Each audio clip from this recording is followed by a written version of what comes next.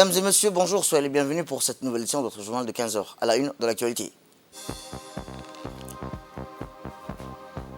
À la une dans l'actualité nationale, atelier pour l'accès des femmes au financement entre Djibouti et la Banque africaine de développement. Et dans l'actualité internationale, la réforestation, un défi à relever à l'horizon 2030 en Afrique. C'était le titre. Merci si vous nous rejoignez. Eh bien, je vous le dis dans le titre. Le ministre de l'économie et des finances chargé de l'industrie, M. Ilyas Moussa Douale, et la ministre de la Femme et de la Famille, Mme Mouna Ousmane Aden, ont eu aujourd'hui un déjeuner de travail avec une délégation de la Banque africaine de développement au Campeski Palace, conduite par la directrice générale de la Banque africaine de développement pour la région de l'Afrique de l'Est, Mme Nena Enoua Fubo. Cette délégation est accompagnée par la directrice générale du genre de la femme et de la société civile, Mme Malaba Akaba, ainsi que le directeur général du Fonds de garantie pour l'Afrique, M. Jules Nkamba, et de hauts cadres de la Banque africaine de développement. Rappelons qu'en Afrique, une femme sur 4 lance un gère une entreprise. Les femmes réinvestissent jusqu'à 90% de leurs revenus dans l'éducation, la santé, l'alimentation de leur famille et leur communauté, contre 40% au maximum pour les hommes. Autrement dit, investir dans les entreprises détenues ou gérées par des femmes peut transformer les sociétés. Cette approche s'attaque aux fausses existantes entre femmes et hommes en matière d'accès au financement et libérer la capacité entrepreneuriale des femmes en Afrique, selon la directrice générale de la Banque africaine de développement. Il est prévu que de nombreuses réunions avec les banques, la société civile et les femmes entrepreneurs pour vulgariser et présenter aux acteurs intéressés par cette belle initiative. Pour terminer, rappelons que côté du gouvernement djiboutien, on participe à cette réunion la ministre de la Femme et de la Famille, Mme Mouna Ousmane Aden, des responsables du FEDET, du CEPEC, des FOGAT, des hauts cadres du ministère de l'économie et des finances. Pour pouvoir retenir, voir la possibilité, préparer quelque chose. Donc ça, c'est juste la première étape. Il y aura une deuxième étape maintenant pour aller bien en détail. L'objectif de ce déjeuner et de travailler vise à vulgariser et à présenter l'initiative qui encourage les femmes, lesquelles sont un pilier de l'économie africaine. C'est vraiment un honneur et une joie pour moi d'être là aujourd'hui. Et on souhaite que l'appui de la BAD, j'ai déjà eu l'occasion de travailler avec la BAD à travers mes anciennes fonctions. Maintenant, avec la fonction de la promotion de la femme, c'est encore un plaisir pour moi et surtout avec l'initiative AFAWA que j'accueille, avec les discussions qu'on a pu mener avec Nena il y a 1 an et plus, je pense. C'est aujourd'hui que c'est arrivé, on est prêt, pied ferme, on attend et on s'engage vraiment à pouvoir avancer et aller de l'avant. Donc vraiment merci et je nous souhaite à nous tous un succès, Inch'Allah, pour la suite des travaux. Merci et bienvenue encore une fois à Djibouti. Eh bien, voici les propos du ministre de l'économie et des finances, chargé de l'industrie, M. Ilyas Moussa Douale, lors de ce déjeuner de travail avec la délégation de la Banque africaine de développement. La mission principale donc de l'équipe, de la délégation, c'est les différents dispositifs disponibles avec le groupe de la banque pour aider les femmes africaines à s'émanciper, mais surtout à vraiment s'épanouir dans l'entrepreneuriat. Je suis heureux également que Mme Kaba soit parmi nous, directrice genre au niveau de la Banque africaine de développement. Mais elle a également 2 particularités, Mme Kaba. Une particularité, c'est un lien quelque part avec Djibouti, familial, on va dire. Mais surtout, elle a également travaillé avec nous sur la stratégie nationale Djibouti ici, sur les questions de la gouvernance, entre autres. Donc, on est très heureux également de vous accueillir. On a beaucoup plus à vous écouter aujourd'hui par rapport à l'initiative AFAWA. Moi, j'ai eu l'occasion d'y assister lors des assemblées annuelles de l'année dernière, en 2022, à Washington. Autre actualité dans ce 15 heures, c'est aussi le ministère de la Culture, de l'eau, de la pêche, de l'élevage, des ressources halieutiques, à travers la cellule d'exécution du projet DRIVE, a organisé aujourd'hui le lancement officiel du projet régional désigne projet réduction des risques à l'inclusion et la valorisation de l'économie pastorale dans la Corne de l'Afrique. C'est en présence du ministre de la Culture, de l'eau, de la pêche, de l'élevage, chargé des ressources halieutiques et des membres du comité de pilotage et des partenaires techniques et financiers, ainsi que les 105 membres du secteur privé actif dans l'élevage. Le projet DRIVE, formulé dans le cadre d'initiative pour la Corne de l'Afrique, sera mis en œuvre durant les 5 prochaines années et concerne Djibouti, Éthiopie, la Somalie, le Kenya, financé à hauteur de 8,5 millions de dollars pour Djibouti, dont 2,5 millions de prêts, 6 millions de dons. DRIVE est un projet d'appui à l'élevage dont la conception prend racine sur la préoccupation substantielle des effets du changement climatique sur l'élevage ainsi que ses sous-filières dans la région de l'IGAD. Rappelons que l'élevage constitue un secteur économique socio-culturel majeur pour les 250 millions de personnes vivant dans la région de l'IGAD. La région compte environ 520 millions de têtes de bétail, dont 313 millions de ruminants. Et en les connectant mieux au marché, en facilitant le commerce du bétail. Comment atténuer ces chocs de sécheresse récurrents qui enferment les pasteurs dans la pauvreté en raison du faible investissement, de la faible productivité et des pertes d'actifs? C'est ce à quoi DRIVE contribue à donner une réponse. La préparation de ce projet n'aurait pas pu se faire sans le soutien de l'ensemble des acteurs qui sont réunis ici. Et je saisis donc l'opportunité qui m'est offerte ce jour pour présenter les félicitations et les encouragements de la Banque mondiale à ces acteurs. Eh bien, le représentant du ministère des Finances et le secrétaire général du ministère du Commerce ont tour à tour rappelé que ce projet va soutenir notre économie locale et ainsi renforcer notre résilience face au changement climatique. Écoutons-les. Vous l'avez entendu dans la description du programme, DRIVE a deux composantes. La première est une prime d'assurance souveraine contre les risques climatiques. Elle aidera notre infrastructure routière contre les effets des inondations d'une part et de l'autre, nos agro-pasteurs contre la sécheresse. Cela est particulièrement important car nous savons que notre région est vulnérable au changement climatique et que nous devons agir pour protéger nos concitoyens, nos biens et notre économie. La deuxième composante du projet vise à mieux connecter nos pasteurs au marché et à attirer les investissements privés dans les chaînes de valeur. Cela aidera à stimuler l'économie locale et à générer des retombées économiques pour notre communauté. Nous travaillerons également à améliorer les performances logistiques pour le transit du bétail en prévenance d'étoupper et optimiser le terminal du bétail de Djibouti. Mesdames et messieurs, notre pays s'est doté d'une stratégie nationale de mise en œuvre de la zone de libre-échange africaine en 2021 et a, pour ainsi, identifié plusieurs chaînes de valeur telles que celle du bétail, afin de permettre à notre pays de contribuer efficacement et tirer profit des opportunités de marché qu'elle offre. Mesdames et messieurs, vous l'aurez compris, ce programme arrive à point nommé, car la chaîne de valeur du commerce de bétail constitue un potentiel économique considérable pour notre région en général et notre pays en particulier, et vise à cet effet plusieurs objectifs. D'abord, tirer avantage et concrétiser notre adhésion à la zone de libre-échange africaine à travers un meilleur accès au marché. Bien évidemment, stimuler notre capacité de production, de transformation et de valeur ajoutée.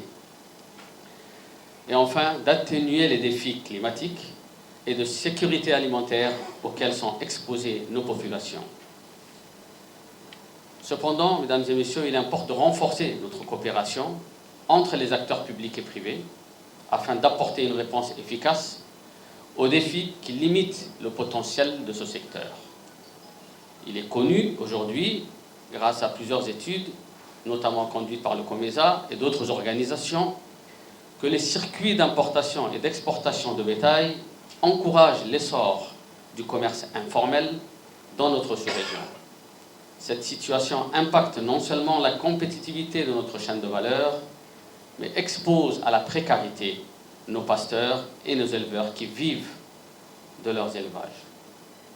Il est donc vital de structurer et organiser les acteurs et les circuits de commercialisation afin d'atteindre les objectifs stratégiques pour ces secteurs qui sont faciliter l'accès au marché, aux services et à la création de la valeur ajoutée entre les différentes parties prenantes qui produisent et commercialisent le bétail. De son côté, le ministre de l'Agriculture, de l'eau, de la pêche, de l'élevage et des ressources halieutiques, M. Mohamed Ahmed Awaleh, a rappelé que ce projet entre ainsi dans les directives de la vision de développement 2023 esquivée par le président de la République et chef de l'État, son Excellence Ismaël Mergueli. Chers invités, le lancement du projet de réduction des risques, l'inclusion et la valorisation des économies pastorales dans la Corne de l'Afrique, intitulé DRIVE, marque une nouvelle étape dans la mise en œuvre de cette initiative pour la Corne de l'Afrique. En effet, après des actions menées en matière de renforcement des capacités de production et de résilience, l'initiative s'investit à présent dans le champ du renforcement et de la diversification de l'offre exportable dans les secteurs productifs à fort potentiel de croissance et d'emploi. Le projet ainsi entre dans les directives de la vision du développement 2035 esquissée par le président de la République, son Excellence Ismaël Omar Guelleh. Distingués invités, la démarche du projet DRIVE constitue à protéger les éleveurs contre les risques encourus, chocs climatiques, sécheresses récurrentes, en leur offrant bien entendu un meilleur accès aux finances et en reliant davantage au marché grâce à la facilitation du commerce et à la mobilisation des capitaux privés dans la chaîne de valeur. C'est avant tout un projet conçu pour la professionnalisation des éleveurs et la mise en œuvre des conditions d'investissement du secteur privé dans l'élevage et ses sous-filières.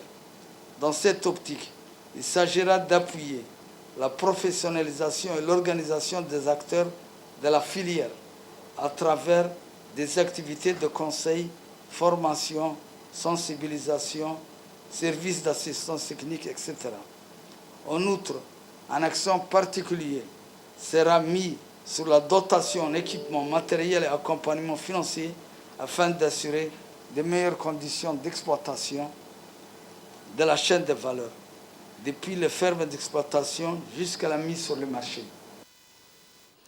Direction Jiteja, où la capitale burundaise, où l'ambassadeur extraordinaire et plénipotentiaire de la République de Djibouti auprès de la République fédérale démocratique d'Éthiopie, représentant permanent auprès de l'Union africaine et de la Commission économique pour l'Afrique, Abdi Mahmoud Haïbe, a remis mardi dernier ses lettres de créance au président de la République de Burundi, en sa qualité de premier ambassadeur de la République de Djibouti auprès du Burundi avec résidence à Addis Abeba. Lors de la cérémonie, après les salutations d'usage, M. Abdi Mahmoud Haïbe a transmis au président de la République du Burundi ses chaleureuses salutations de son homologue et frère de la République de Djibouti, son Excellence Ismaël Mergueli, ainsi que ses vœux ardents de paix et de prospérité pour le peuple frère burundais. Aussi, l'ambassadeur djiboutien a transmis au président burundais les chaleureuses félicitations de son homologue djiboutien pour ses efforts à restaurer la paix dans l'est de la RDC et à saluer la Burundi pour avoir été le premier pays à envoyer ses troupes en mission de paix en RDC. Le président de la République du Burundi a pour sa part félicité le nouvel ambassadeur pour sa nomination et lui a souhaité la bienvenue. Le président a en outre ainsi saisi cette occasion pour demander au nouvel ambassadeur de transmettre ses salutations et ses amitiés à son homologue djiboutien, son Excellence Ismaël Mergueli. Retour à Djibouti où le chef d'état-major général de l'armée, le général de corps d'armée, Zakri Cheikh Ibrahim, où le régiment d'artillerie a abrité aujourd'hui une importante cérémonie de fin de formation.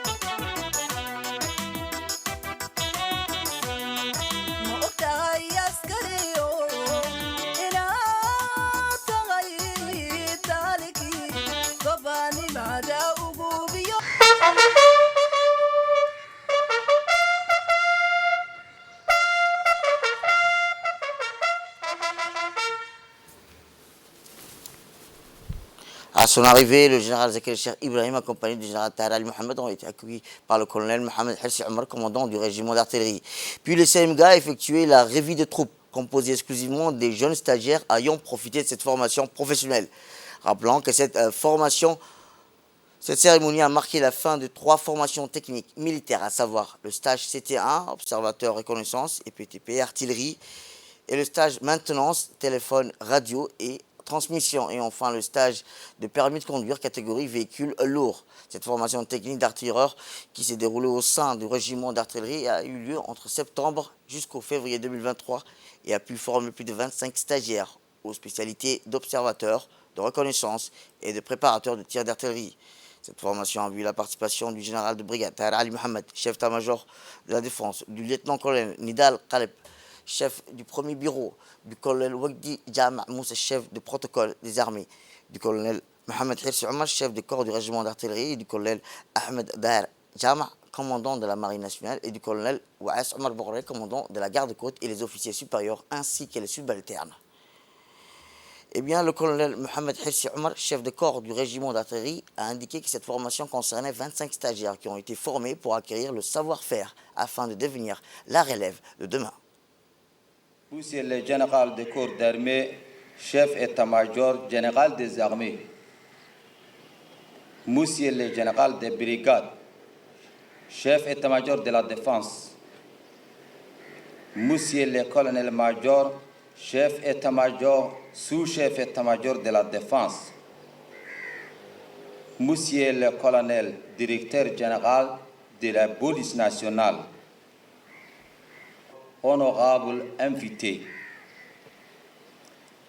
La cérémonie conjointe auquel nous sommes réunis aujourd'hui marque la fin du stage CTA observateur reconnaissance et BT d'artillerie, la fin des stages CTA maintenance téléphonie, CTA maintenance radio et d'un CTE transmission, ainsi que les fins du stage de permis conduite catégorie FL.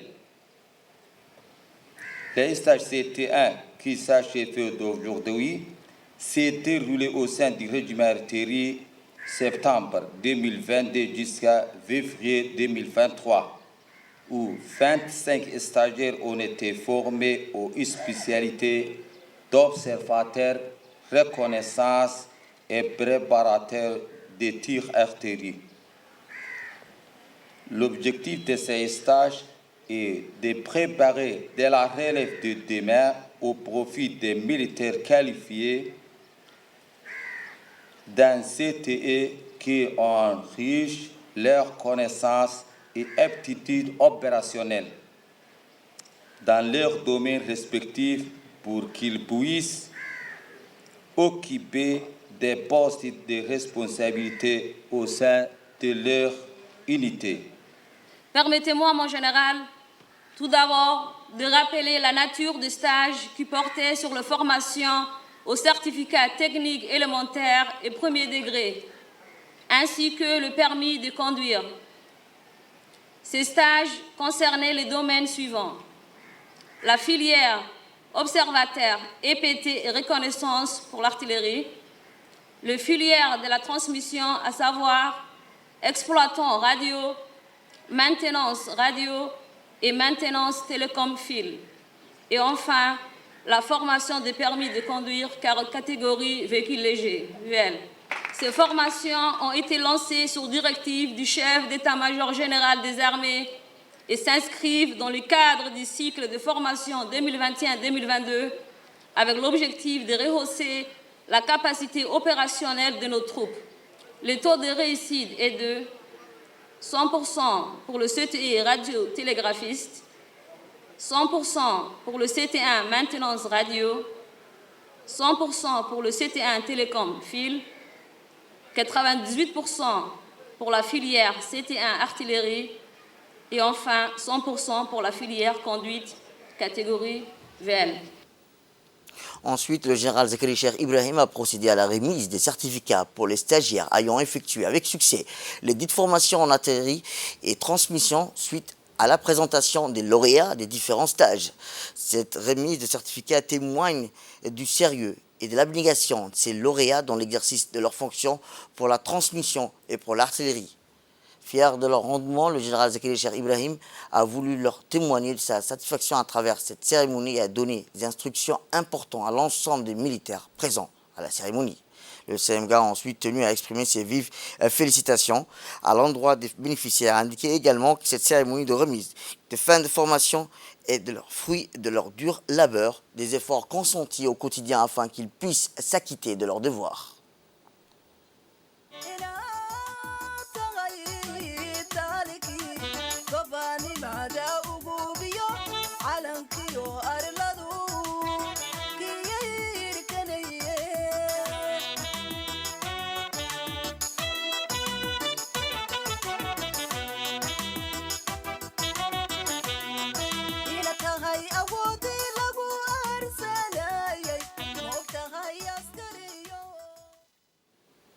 Et bien en marge de cette cérémonie de fin de formation, et comme il est de coutume, l'ensemble des participants ont été conviés à un petit déjeuner offert par le commandant militaire.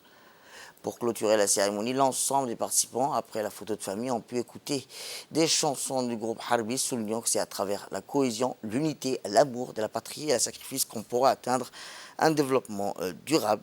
Et comme à la coutume, la cérémonie s'est clôturée par la remise des cadeaux et la traditionnelle photo de famille.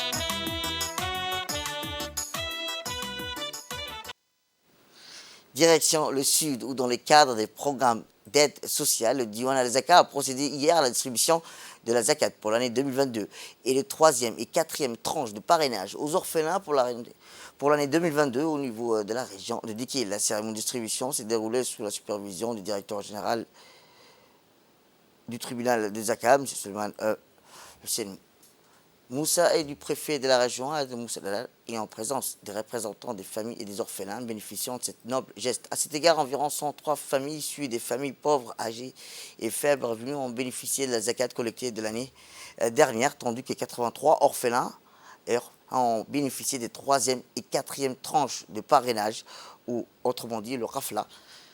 Le directeur général du Diwan al-Zaka a exprimé ses remerciements et ses appréciations aux autorités locales pour l'accueil chaleureux et la bonne préparation du processus de distribution. M. Suleiman Hussein Moussa a souligné qu'à la grande importance de ces zakas et de leur kafala pour améliorer les conditions de vie des groupes vulnérables de la société. Il a noté que la fondation du Diwan al-Zaka a lancé en début de semaine la distribution du produit des zakas pour l'année 2022 qui s'élevait à plus de 160 millions de francs djibout. Et dans l'actualité internationale, je vous dis dans le titre, en Afrique, la restauration forestière a plusieurs enjeux, notamment la sécurité alimentaire, l'atténuation face au changement climatique ou encore la lutte contre la pauvreté en zone rurale, entre autres si le continent est celui qui pollue le moins sur la planète. La restauration forestière a plusieurs enjeux, notamment la sécurité alimentaire, l'atténuation face au changement climatique ou encore la lutte contre la pauvreté en zone rurale, entre autres. Si le continent est celui qui pollue le moins la planète, c'est celui qui absorbe le plus de CO2 grâce à ses forêts denses qui pourtant, avec le temps, tendent à se diminuer.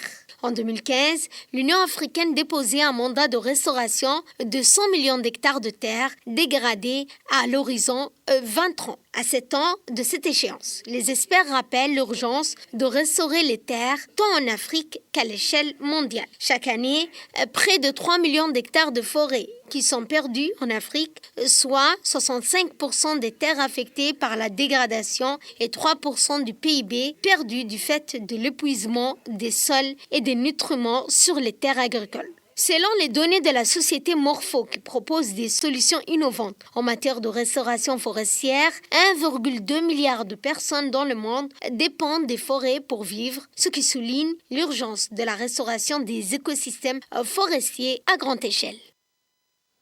C'est la fin de cette édition. Merci à vous de nous avoir suivis. Restez avec nous pour la suite de nos programmes télévisés. Le programme continue sur Télé Djibouti et bon week-end à vous.